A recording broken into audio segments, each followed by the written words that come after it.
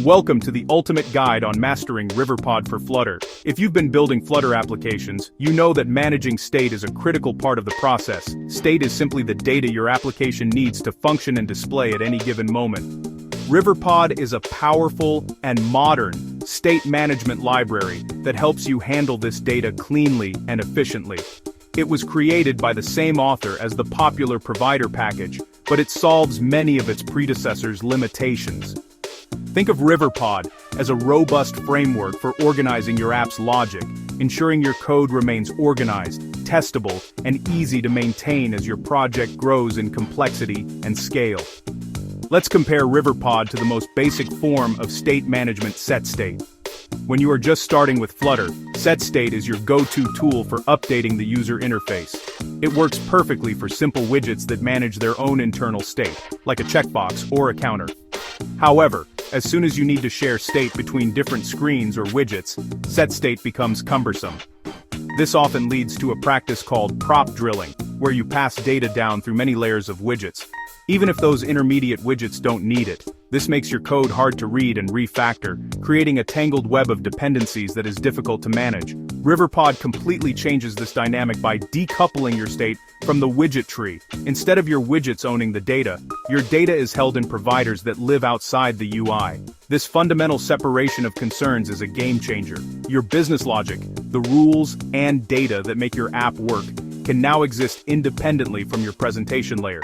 This means you can modify your UI without breaking your logic, and vice versa. This separation makes your app architecture much cleaner, more modular, and significantly easier to debug. When a bug appears, you know exactly where to look, either in the UI code or in the logic, but rarely tangled between both. The core benefit of this approach is building applications that are truly scalable. When your UI and business logic are separate, your application becomes much more organized. Imagine your app as a well-organized workshop.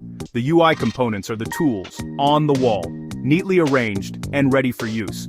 The business logic, managed by RiverPod providers, is the powerful machinery in the center of the room, doing all the heavy lifting. This setup allows you to add new features or change existing ones with confidence, knowing that you won't disrupt unrelated parts of your application. It promotes a clean architecture from the very beginning, setting you up for long-term success.